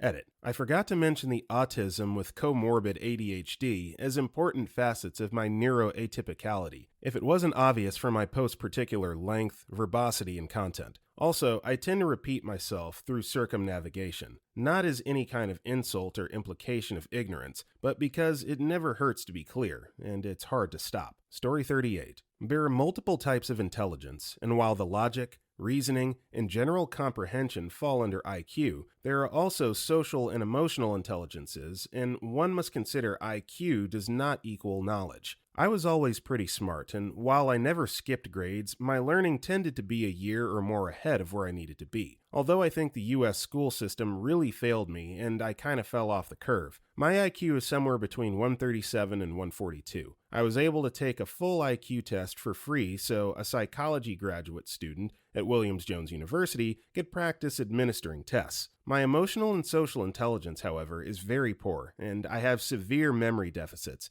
especially when it comes to names. I'm very socially awkward, and my short-term memory is integrated into long-term memory very poorly. I remember events and past very vaguely with very loose concepts of place and time, and constantly forget things. Thinking back, it's sometimes like trying to remember a dream you were just having. I have to leave myself tons of reminders, and almost every night I go to sleep thinking I've forgotten about something I was supposed to do that day. I've gotten better at this stuff with practice, and it doesn't get in the way of me doing things like medical scribing, as I'm able to put the information straight from my head into a chart and not worry about it, but I probably wouldn't make it as an ER physician. Guess I'll be a surgeon instead. Haha. Story 39. I actually tested at 145 IQ and scored 35 on much of my ACT college tests, but I have a problem with numbers, so that I can barely manage average math. On college placement tests, I broke the curve/test for reading and writing, but completely failed the math. I only passed it through high school by cheating. I'm not proud of it, but my mom was abusive,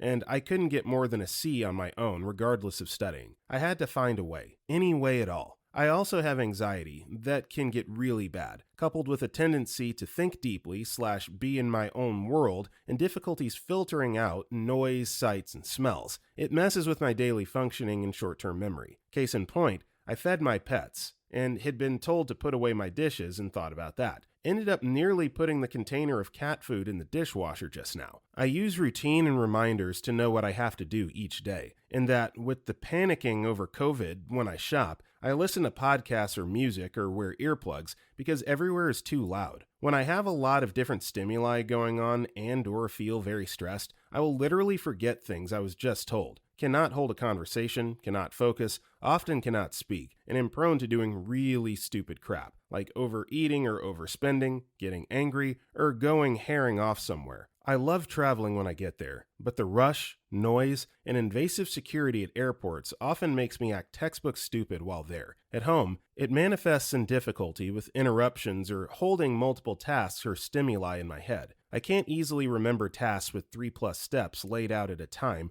or converse with the TV on. I'm like an old school supercomputer. Lots of raw power, but limited disk space and little ability to run multiple programs at once without something crashing. Sure, I have a graduate degree and passed a difficult licensing exam, but I can't do my own taxes or manage my own money. Can calculate if I'm spending too much or little, or if I can afford smaller immediate purchases, but I'm unable to understand financing plans or what is best or affordable when it comes to insurance, investing, or buying a car or house. The most mental math I can manage on my own is counting calories. I wish I understood more. I'm very well read and can have long, informed conversations about many topics, but I can't tell you where I put my shoes or multiply two numbers in my head beyond the memorized timetables. Story 40. Well, I was born with 3 different disabilities. Dysnomia, being the main one, it's where your brain has a hard time with pulling up information, kind of like a constant brain fart. Dyslexia, and dyscalculus. I've been in special ed most of my life, and luckily my grandma was a specialist in helping people who have disabilities like these, so I got the help I needed. I got out of special ed in 8th grade, luckily, and I should have been out of it back in like 7th grade. My teacher didn't look at my scores I was getting back then, and so they missed that I was supposed to get out. They told me this themselves.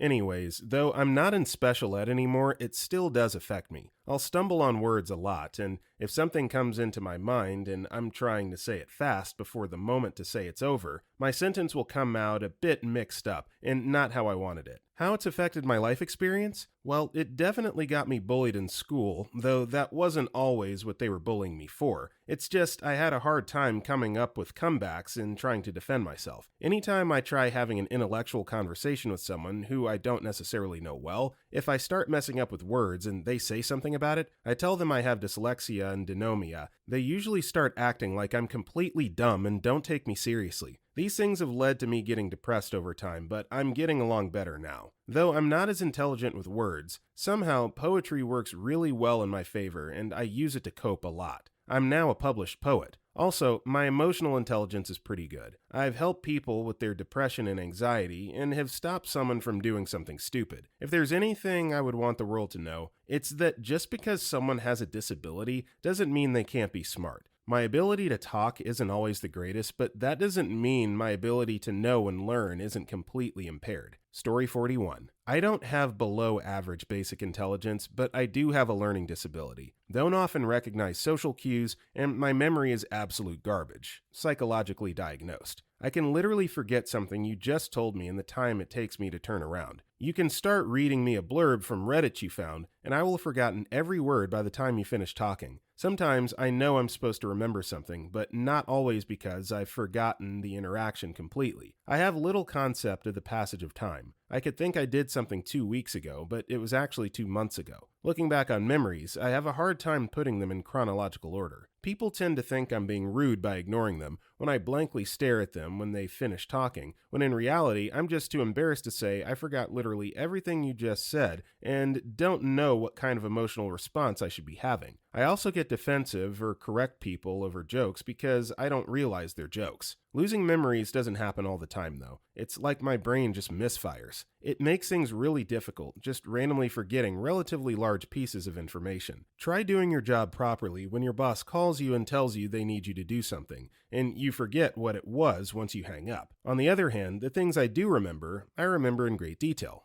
It's a weird combination. Story 42. I've had localized and generalized frontal lobe epilepsy my entire life. I was only officially diagnosed with it about 5 years ago, in college, when I had my first full-on convulsive seizure while in class. I only had 2 since then, thankfully. My entire life, however, I've experienced what can be described as mini seizures, in which my brain is essentially turned off and turned back on. I become disoriented and forget how to properly enunciate myself and elucidate to others how I actually speak. It goes away after 20 minutes or so. Happens once or twice a month, even after going through treatment, since the proper medication dosage to control it was not found. Because of this, I unfortunately am cursed with an abominable memory. It's incredibly difficult to remember where the car is parked unless there's a specific landmark or I do a very specific action that ingrains the location. You want me to walk a couple of streets back to get something in the car and then come back? Yeah.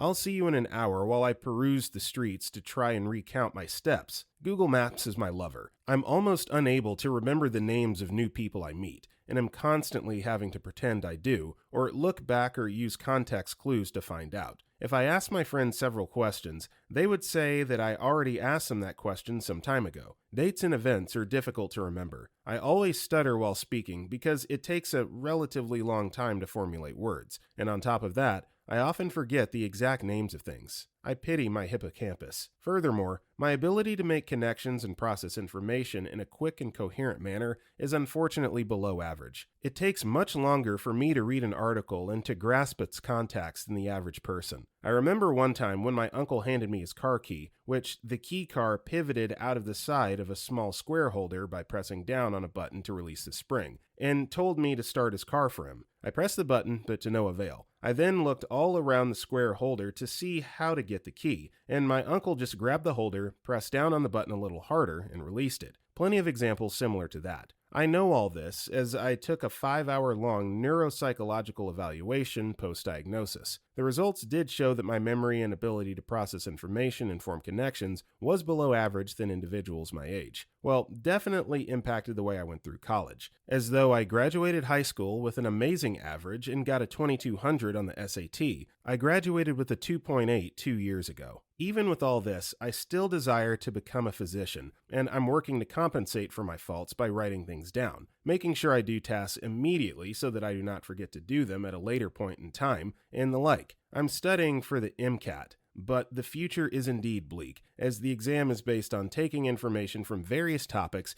and connecting them together, and of course, memorizing a seemingly insurmountable amount of information. Getting a good score on the MCAT, followed by post-bac classes to boost my GPA, will be the main concern for the next couple of years. God willing, I'll be able to do it. And finally, I've covered up the fact that I have epilepsy for so long, as I thought I would be labeled as some form of degenerate and that others would not want to associate themselves with me for fear that I would just randomly convulse. Turns out that people are much more understanding than I initially thought. The final thing that I have to say is that I have come to the realization that people in far worse positions in life than I am have found success in life. If that's the case, then I have no excuse to just whine about how worse off I am than the average individual, and to just work through it. Story 43. I'm pretty sure my IQ is lower than average. I have autism and such bad memory issues, among other things, that I'm going to get my brain scanned. It sucks. I have good grades, but that's only because I have to bust my ass and work 3 times as hard. Studying? I gotta do it for weeks on end. I've forgotten the name of long-term friends I've had for 13 years before. It takes me a bit longer to figure out how to do certain things, and my level of common sense is far lower than anyone else's. In areas I'm not familiar with, I have to use a compass because I'm so bad with directions. Remembering street signs, etc. It's honestly a miracle I wasn't in a special school, but it made life so much harder. I hate living like this. I feel inferior to everyone else. My friends often laugh at me due to me having a hard time with sarcasm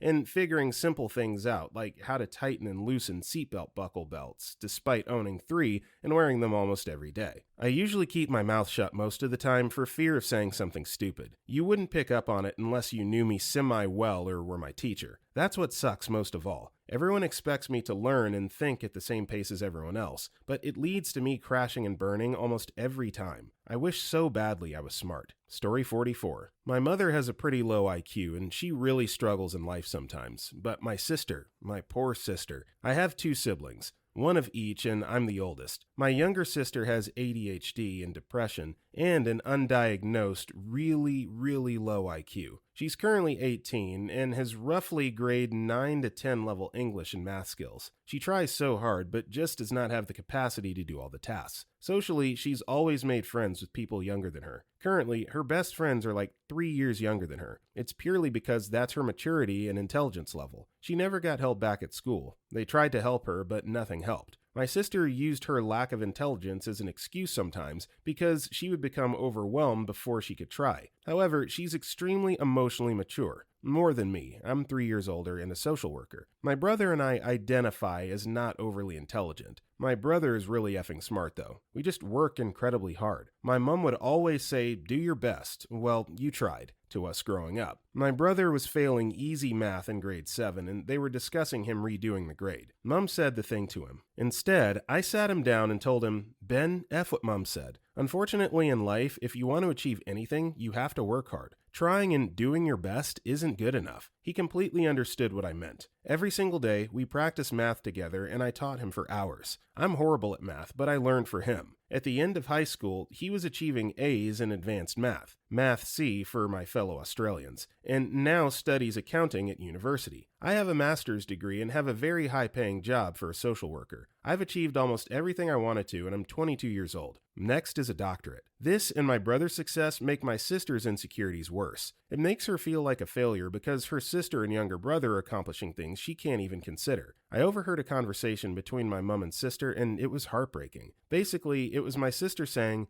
"I'm never going to accomplish anything in life, am I? This is as good as my life will get." My mother held her and said, "Yes, dear, but we can try." It's really sad, but honestly, that's the truth of it. My mom works 2 casual jobs in aged care and has mental health claims just to survive. It's not sustainable with the retirement age and required income. My sister will be the same. She bounces from casual job to job because she just does not have the skills. We love her, but she's never going to accomplish the same success my brother and I will achieve. Please note, I'm her biggest champion for success and achieving her goals. I support her 100% of the time. However, we do acknowledge the realistic outcomes. It sounds heartless, but we don't like to shy from the truth. My brother and I have privately acknowledged that we will be caring for our mother and sister when they get older and are unable to work. Story 46. Not so much lower IQ, but really disabled. So I have multiple disabilities. Autism, Asperger's, bipolar, ADHD, probably an eating disorder. Though I've been told I'm gifted. It feels like I have a good CPU, but all the wires are crossed and programs are glitchy. Honestly, I shouldn't exist. I was born when my mom was 40 after a mental breakdown, to a father that was bipolar, also born into a poor home. But she had to have a kid, I guess. Gonna try and get snipped so I don't pass the curse. Honestly, I'm pretty upset. I might have been a more stable person. Hell, maybe in college right now. I sound smart, I guess, but then my disabilities show and I want to die. I've gone through so many friend groups. I'm expecting to lose my GF and be kicked out of this one. There's also this other group that likes me, for now. It's like having a competent CEO, but everyone else can't get their effing act together. I'm probably gonna unalive myself after I get some medical condition that requires upper-class money to fix. If it's not one mental illness that betrays me, it's another. I honestly believe in eugenics. Not for a race thing, but hopefully to rid the world of these curses. I would have just rather not existed. It really sucks. Sometimes it must be nice to be a potato, blissfully unaware of the world. I hate being disabled enough to where I can see what I am and how I'll probably never achieve the success that's expected of normal people. I'd rather be a bland piece of white bread than a moldy one. I urge you, if you're at risk of your offspring having mental deficiencies, just adopt. There's plenty of children and teens that need a home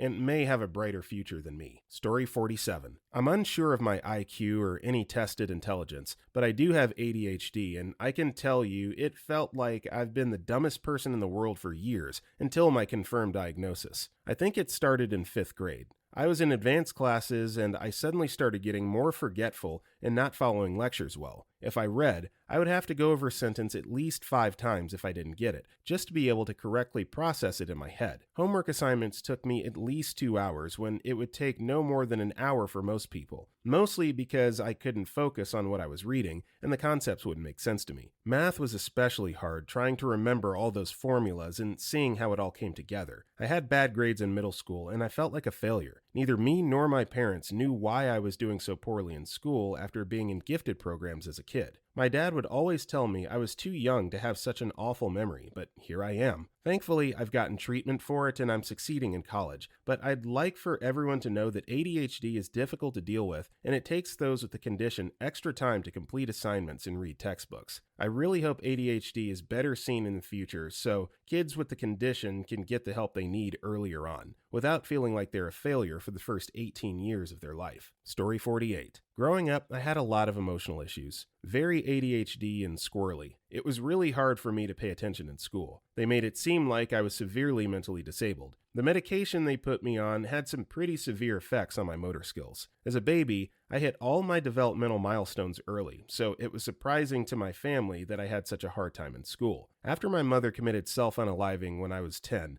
I was placed in foster care after being in an abusive household with my mother, who was bipolar and an alcoholic as well as a former veteran. So I not only had to take care of my mother at a young age, but myself as well. The emotional hardening is what I attribute to where I am now. When I was 12, my IQ tested right at 80. At 17, my IQ was 140, which is a considerable growth. I dropped out of high school twice because it was impossible for me to attain credits because I moved so often. At most, a placement would last me 3 months. I'm now out of foster care and working on becoming a fireman, as well as getting scholarships to go to CSU for forest and wildlife conservation, which is one of the best schools in the country for that career path. I'm extremely grateful to where I've gotten to now, especially since I honestly thought I'd be dead by now by either my struggles with depression or drug addiction. I quite literally got a second chance, just because my IQ was bullcrap. I let a number limit my capabilities to contribute to society. To this day, I refuse to let anyone limit what I can do, including myself. Story 50. I grew up spending most of my life believing I was very stupid. I had undiagnosed dyslexia and ADHD, as well as signs of poor memory. Getting accurate test results for the latter becomes more difficult since dyslexia might be altering results. I remember school watching all the other kids succeed, watching others do things that you could never hope to do. Things like reading time on a non-digital clock or tying shoes. I'm 22 and still live in slip-ons. I was once very envious of a girl in my class because she had memorized the multiplication table. The number in my head are always jumbled up as 3 equals 8, 3 equals 5, etc. But for every gram of stupid, I gained a pound of wit. I got very good at lying and cheating on tests, or being charming enough to get the teacher on my side. By junior high, I had excellent grades. I was in advanced placement. By high school, I was too depressed to keep up the work, so I barely passed. I tried my luck at university. I'm a native French speaker, and I almost failed a French course. This was when I was recommended to seek help from the disability aide at the uni. I was sent to a psychologist. The test results came back. I'm actually in the top 80 percentile for intelligence, with the exception of long-term memory, the testing that was not clear. Now, I'm not about to spout off that I'm a secret super genius because I'm still very dumb. You see, because over the course of my entire life, I could not effing read. I feel like I'm so far behind everyone else in terms of learning,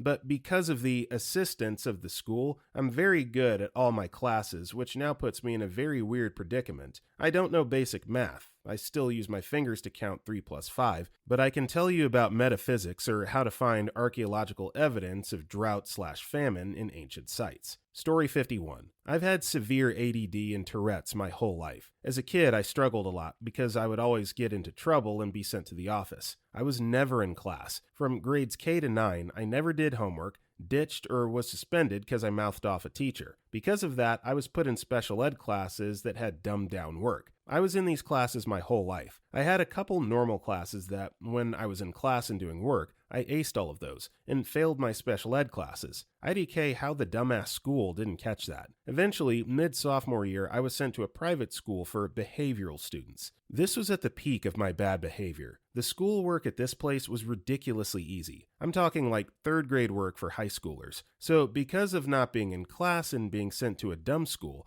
I'm super far behind in education. I can't multiply numbers higher than 12 without having to use a calculator. I was actually diagnosed with dyscalculia, so that's not all my fault. Can't really divide either. I sometimes can't write proper English. I can't point out all the states. I don't know most countries or where they are. Can't join in on politics. Don't know much history. I'm so embarrassed at how low my IQ is and how delayed my knowledge is that it makes me really depressed. I had the potential. I love learning. I love school. I love doing and math when I understand it, and love doing science and history. I know I'm smart and could have succeeded if I really did try, but as a kid, I couldn't stop ticking and forgot things instantly. It's a lot worse now that I'm older. I really wish I was diagnosed sooner than 16. I truly struggled a lot. Story 52. I met a friend in college studying computer science. He failed horribly, 10% average score. He managed to get a degree elsewhere but couldn't keep a job. The unemployment agency in France had him tested and they concluded that he had some mental issues. Not sure about the exact diagnosis. I never had the heart to press him for details on it. I always knew. The thing with him is his logical reasoning. It's a mess. He goes from one idea to another with no obvious link and just goes on jumping until he's blocked or realizes that he's onto something else completely. I regularly get emails from him and trying to figure out what he's trying to do is really hard. Similarly, explaining programming to him was just impossible, and I tried. Many hours were wasted. The latest example, he installed a cleaner app on his slow computer. The app made it worse, so he installed another one on top of it, and it got worse. He has 5 now and made a backup after messing up his computer. He still doesn't understand that this might be a problem and he should stop installing more. He's a nice bloke, really, but he's terribly lonely and under severe depression most of the time. When he gets a job, it's sponsored by the French unemployment or whatever, so it's an awfully boring job that pays barely enough, but that's what he can get. Sad, really. Story 53. Okay, I don't know if it was my depression or if I actually have intelligence below average, but here are some of my struggles. It's hard for me to maintain information or remember what I read in books or get what a problem in a question is telling me. I distinctly remember having to read a question many times to get what it's trying to tell me to do. It sometimes happens when I'm reading and I catch myself reading the same page over 5 times without noticing because I'm so used to not getting things and just reread things so much. I realized after a very long time that I ask questions about vocabulary words I should know, or I'm always asking questions about obvious things people should know already. I also realized that things like grammar don't stick. For more that I've tried, I never got it. I actually really enjoy writing because it's something that makes me not feel so dumb, but there are grammar rules I don't understand and can't use because I don't know how to use them. Structure confuses me sometimes. I'm very used to seeing a big picture that I can't break things down. Essays confuse me. There's a structure to it that I need to make in order to write it, but figuring it out takes me so long and it's so painful to do, I dread them so much. This also happens when I try to draw things or color. There's rules to them that I can't seem to understand and see, so my drawing development hasn't seen much improvement in the past years. All these things have contributed a lot in my schooling. I always had to stay after school, and I always seem to be behind on things. I've struggled so much that I thought I was not going to make it through. My grades have always been so low, and I had to retake a whole year of high school. I noticed this also took a big toll on my self-esteem. I'm always doubting myself and don't trust my judgment. My family tends to not believe me in things even if I'm right, so I'm used to not saying anything or putting in my input in things because I'll either be ignored or dismissed. Story 54. I've got some above average on literature and world history/gov, but when it comes to my average score in science and below average score in math, which I desperately needed supervision with, I was marked as a normal kid who just had ADHD and couldn't focus despite my poor test scores when it came to math. The education system overlooked my getting numbers backwards or mixing them up frequently, seeing equations differently than the other students, my constant overthinking, and failure to pinpoint the correct signs only because I had outstanding scores in the more easier core classes. Due to them brushing me off, I was given no extra help and went through my junior high years and grade school years nearly flunking math until I reached high school and was diagnosed with dyscalculia.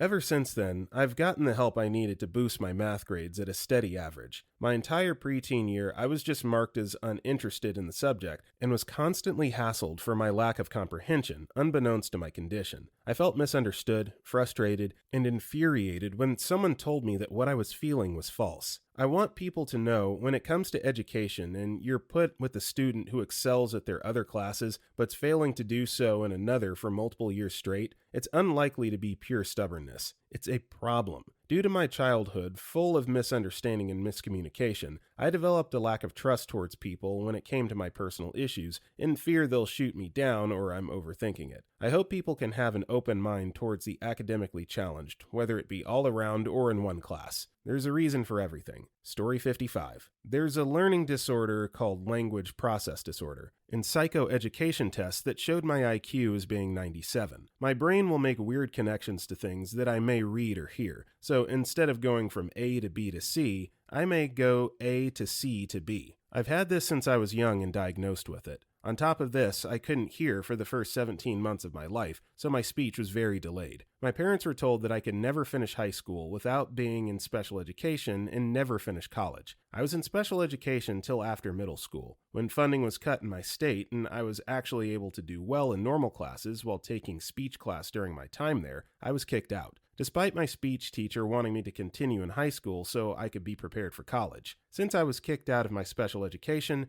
I could not apply right away to the Student Disability Center for accommodation. Despite struggling and seeing how my disorder was probably not helping, I struggled in my writing classes since my grammar is terrible, since when I read it, it makes sense to me but really doesn't. And math word problems are almost impossible since I see words and numbers but may not put them together as other students would. I had to figure out how to study and spent many hours in teach offices or with the TAs. Maybe after 3 or 4 years and changing my degree, someone told me to try again with the Student Disability Center since they changed administration. As soon as I went in and explained my situation, they apologized at my treatment. I had to do the psychoeducation tests again since it had been so long of me being in special education. Everything I said was proved in the test. College was a bit better once I had the accommodation and graduated with a decent GPA and got a job before I graduated. I know that my disorder can be passed down since one of my cousins was diagnosed with it. We'll be asking my parents what are some of the signs so that I can make sure if any of my kids have it, it can be worked with early. It's one that can be difficult at times, but with the right workarounds, I can function pretty normally. Most people probably wouldn't know I have this unless I tell them. It took a lot of hard work, but I'm happy that I was able to prove those doctors wrong. Never give up, even when you think you cannot do it. You may struggle and have to work harder, but each time you can do something better than last time, you are that much stronger. Finding people that are understanding can be helpful when you're stuck. And no matter what anyone says, you're never too stupid or dumb. It took me a long time to not think I was stupid since elementary school. I struggled and I had low self-esteem from all the bullying from my delayed speech and disorder. You're a wonderful person and nothing can change that. Story 56. Well, I guess I'm late to the party, but to start off, I was born as a premature child. Multiple problems which included mild retardation. It's affected me from my academic studies to my own personal life. I suck at math. Heck, I can't even do average math. Continuously as a kid, I always remembered crying and wishing I was neurotypical like all the other kids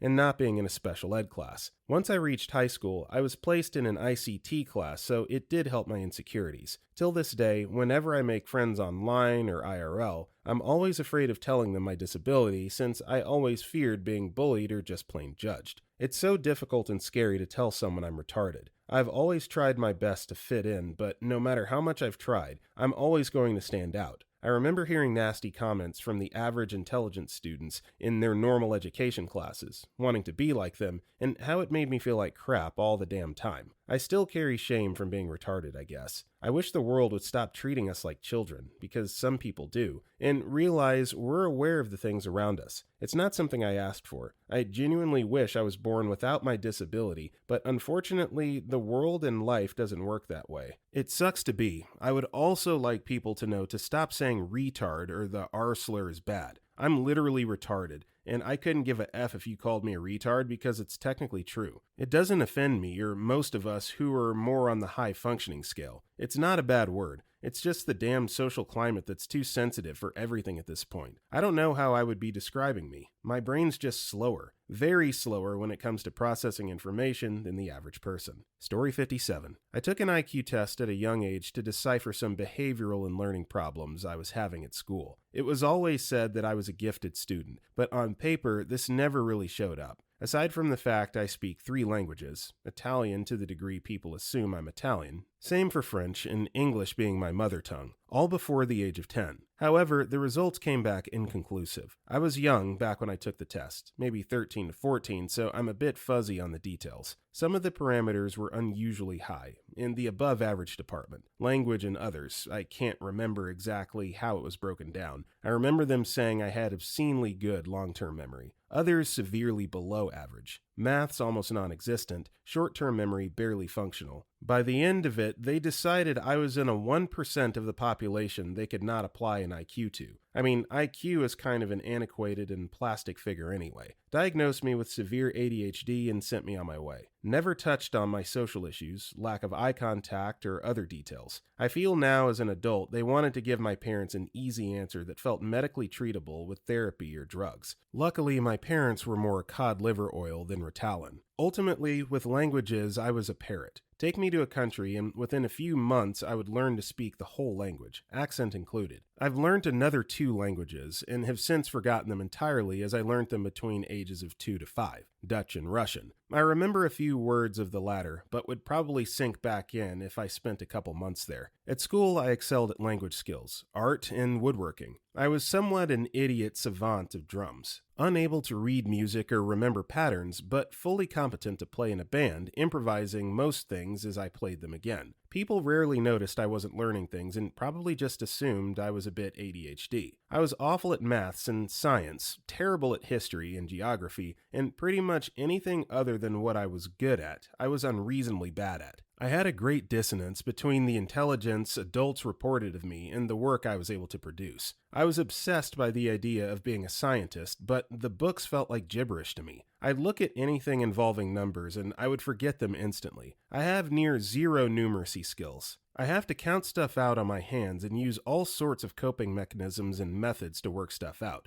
This caused a great deal of depression, depersonalization, and imposter syndrome. I assumed for a long time I was broken and doomed to fail. However, people often refer to me as their smart friend, ask for my advice or complex problems. Some fly right over me. But due to my long-term memory, I remember a tremendous amount of facts and useless info. This often makes me seem smarter than I am. And while for some problems I'm debatably better than others at solving it, for lack of a better word, lots of tasks are best left to others. Fast forward to me dropping out of school for a variety of reasons. 16 to 17. Some to do with the dissonance of being both faster and slower than most of the teachers and pupils at the same time, as well as being transgender and simply not dealing with it. 2 years of self-loathing before getting the courage to try and enter an H&D course unqualified. Showing up for registration, and a teacher took a liking to me as we both spoke Italian. She took my ability to switch between languages at lightning speed as a sign of total intelligence, and had faith I would be able to do the course, sound engineering, and accepted me onto it after I completed some basic entry essays, which in my opinion were subpar.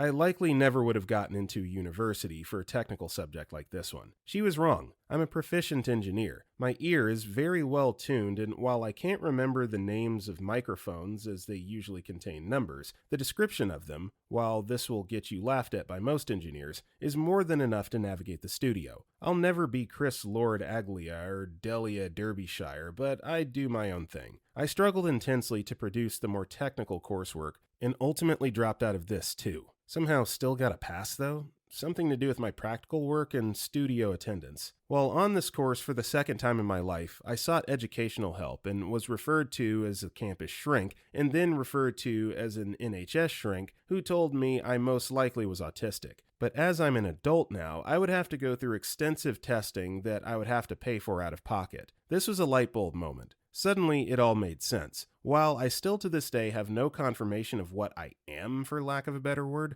the framework of autism is something I find deeply relatable, and in fact, most of my closest friends, even before knowing I might be myself, have all been autistic. Fast forward to now. I have a good job, still a musician, still speak 3 languages fluently, although I lose bits all the time as I'm not immersed, always finding new coping mechanisms to allow the more powerful parts of my brain to support the weaker ones. In a way, I'm a macro of what we all should strive to do. We all have strengths and weaknesses, some more or less pronounced, but if we can sit with weaknesses, we can support ourselves by proxy each other. Years of self-doubt and knowing my flaws actually turned me into a great manager. I'm able to assess who's best for a task and offer support, or let go of whatever tasks need to be assigned. This has allowed me to take on a team of neurodiverse people and give them a place and meaning in the workplace I scrape my way into. I've locked myself out of the house hundreds of times, forgotten my shopping at the supermarket, lost credit cards, all sorts. This causes me to be hyper aware of my actions as I'm so worried I'll lose things. Crap slips all the time. Forget people's names and sometimes never truly learn them. Get massively overloaded and overstimulated sometimes just by thinking about the right and wrong stuff. But I can remember visual details and things said to me from unreasonably young age. Started speaking way before 1. People assumed I was some sort of genius baby till I went to school. Can converse and debate at breakneck speed in 3 languages in parallel or combined. Encyclopedic knowledge of certain key subjects. Super autistic trait, I'm aware. Would love to hear from anyone else out there who may have been told a similar thing by a professional. Story 58. I'm not a confirmed below average, but I still feel like I'm dumb. Ever since I was a kid, my family always made fun of me because I'd always say the stupidest crap. You know, crap a kid would say. It's affected me, I guess, because as a kid I did poorly at school. I only started to try during 6th grade, which was pretty easy, but slowly my grades suffered, so that was when I stopped trying. So in 10th grade, I tried to do better again, and the same happened. I'm in my 2nd year of 12th grade.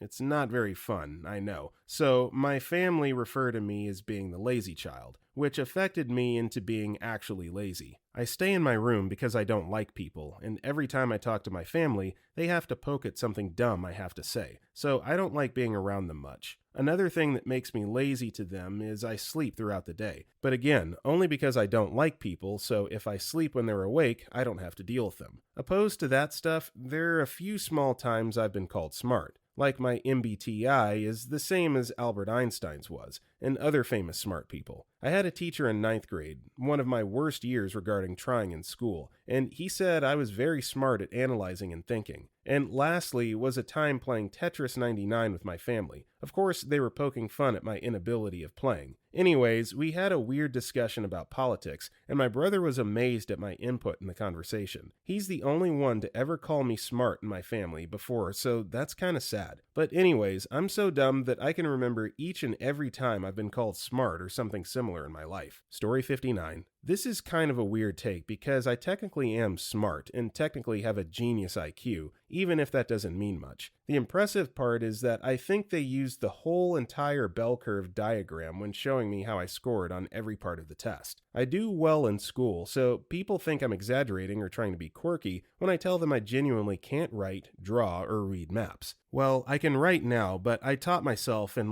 high school/college, and that's the part they don't believe. Before, when it was a slow struggle and I'd use a computer whenever I could. I think a little over halfway through high school, my advisor found out what was up and made me come take my exams on a computer, and my grades went way up, lol. Honestly, it sucked. It really hurt my self-image, and I still feel like I missed a lot of what I was meant to be able to do. I always loved drawing and have sketchbooks and sketchbooks filled with crap. It frustrated me to no end that I couldn't do it. I carried a sketchbook with me everywhere and just practiced constantly, but I never really got better. I'll still find sketchbooks and think I must have done them in 1st or 2nd grade because it looks like a kindergartner drew them, and then realize it was more like 7th or 8th grade. I always compared myself to my friends, trying to figure out what I was doing wrong. I'd watch them draw and try to follow the same process, but nothing looked right. I really can't describe how much this did and still continues to hurt my self-image. If I had been normal, I probably would have been an artist, at least as a hobby. At least I never gave up and still draw, although I don't like to show off. I just wish I could have an idea in my head and put it on paper as effortlessly as everyone else seems to be able to. I have so many great ideas for all the things I would draw if I could. The other day, I sat on the floor and listened to a song I really liked on repeat and came up with a whole amazing animated music video for it. I put into words, or not words, but you know. It expressed all these things I want to express but that I could never put into words. But I knew I could never make it. People tell me not to worry what people think and to just do it anyway, but they don't get it. It's so discouraging when you actually go to draw and it looks horrible, and nothing like how it looked in your head, and you know the proportions are all wrong and the lines aren't straight, but you don't know how to fix it. Writing too. I'd always look over at my friends' notes and wonder what it was like to have everything you wrote look so perfect and legible. It sounds weird to type this out, but I wondered a lot what it felt like to move your hand the right way, and I'd trace the letters on notes they wrote me. Weirdly enough, I think I went a little too hard on teaching myself to write, and people compliment my notes, but it was not always this way. The earliest notes I could find on my laptop were from senior year high school, but I can assure you it was even worse before then. Story 60. Only positive. I always play the I'm mentally handicapped card to get what I want, and it works most of the time. It didn't work quite as good with women, but I found a way to make that work too. So yeah, you can get and get away with a lot if you claim to be mentally handicapped, or if you make it out more severe than it really is. I'm also just 3 points below average, so that makes it even better.